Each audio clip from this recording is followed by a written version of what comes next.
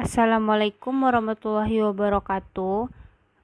Perkenalkan, nama saya Yosefinisa Aulia dengan NIM 1803296.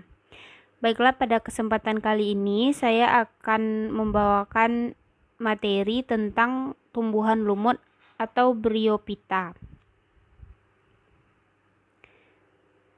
Bryophyta termasuk ke dalam kingdom Plantae, di mana kingdom Plantae yaitu yang lebih dikenal dengan tumbuhan ialah salah satu organisme eukariotik multiseluler dengan dinding sel dan klorofil.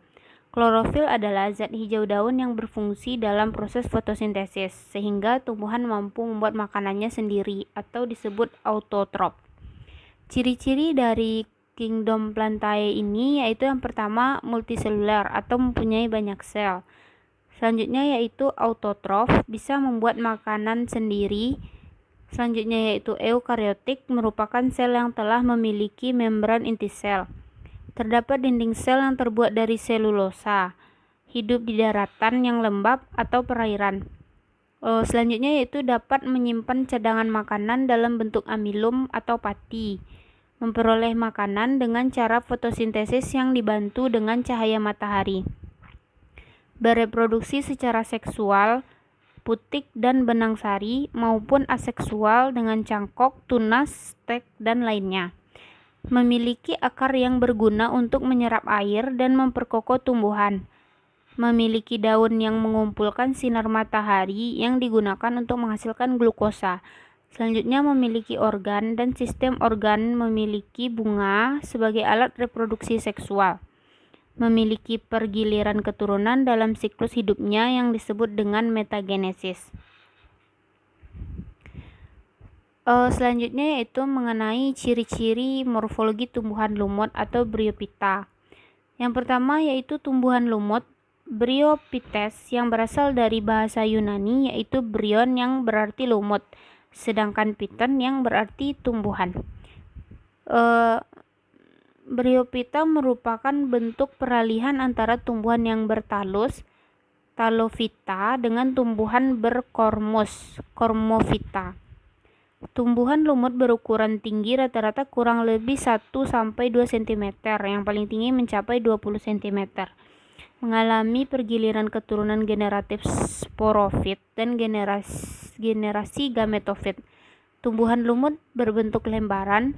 Tumbuhan kecil memiliki bagian yang menyerupai akar atau rhizoid, batang, dan daun. Dalam tubuh tumbuhan lumut mengandung sel-sel yang berkloroplas, klorofil untuk fotosintesis, dan tidak memiliki jaringan pengangkut. Tubuh gametofit bersifat haploid yang sehari-hari kita kenal sebagai tumbuhan lumut.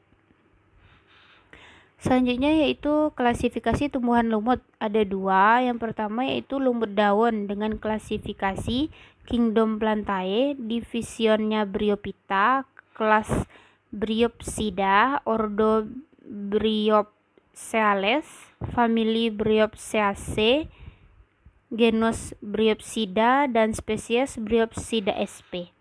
Yang kedua yaitu lumut hati dengan klasifikasi kingdomnya Plantae, divisionnya Hepaticophyta, kelas Hepaticosida, ordo Hepaticocales, famili Hepaticoseae, genusnya Hepaticopsida, dan spesies Hepaticiopsida sp. Peran tumbuhan lumut dalam ekosistem yaitu tumbuhan lumut memiliki peran dalam ekosistem sebagai penyedia oksigen, menyimpan air karena sifat selnya yang menyerupai spons, dan sebagai penyerap polutan. Lumut ditemukan terutama di area sedikit cahaya atau ringan dan lembab. Lumut umumnya di area pepohonan dan di tepi arus. Lumut juga ditemukan di batu, di jalan, di kota besar. Beberapa bentuk mempunyai penyesuaian diri dengan kondisi-kondisi ditemukannya. Peranan divisi tumbuhan dalam kehidupan.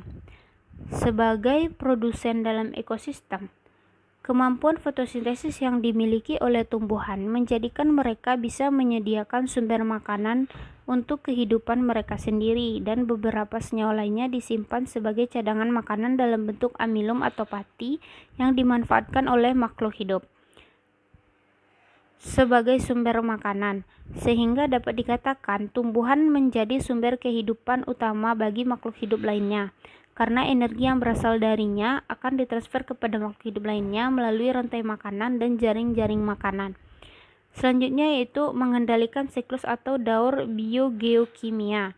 Kemampuan fotosintesis tumbuhan juga menjadi jaminan berlangsungnya daur beberapa senyawa kimia di bumi.